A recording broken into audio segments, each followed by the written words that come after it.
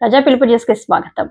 సంగారెడ్డి జిల్లా తెల్లాపురం మున్సిపల్ పరిధిలోని ఉస్మాన్ నగర్ గ్రామంలో వెలిసిన శ్రీ శ్రీ గాలిపోచమ్మ తల్లి 8వ వార్షికోత్సవం సందర్భంగా సంగారెడ్డి జిల్లా డీసీసీ వర్కింగ్ ప్రెసిడెంట్ పరశ శ్యామరావు ఆధ్వర్యంలో గాలిపోచమ్మ అమ్మవారికి బోనాలు, పలహారం బండి ఊరేగింపు అంగరంగ వైభవంగా నిర్వహించారు. ఈ కార్యక్రమంలో కళాకారులు, నృత్యాలు, పోతరాజుల విన్యాసాలు, సాంస్కృతిక కార్యక్రమాలు అందరినీ ఆకట్టుకున్నాయి.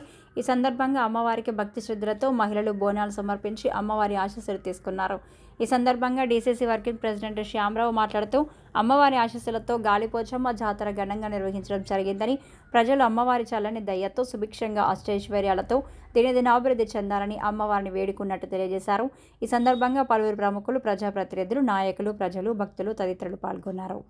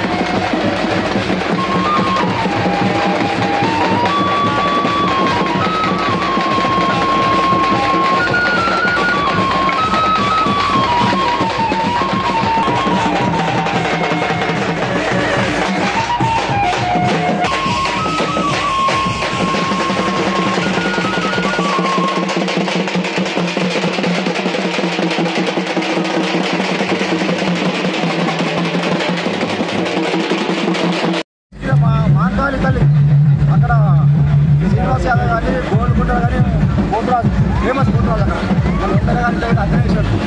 మరి రోజు ఇవ్వగానే ఫోన్ చేయగానే మరి చిన్నపల్లి ఎమ్మెల్యే గాంధీ గారు రావడం జరిగింది.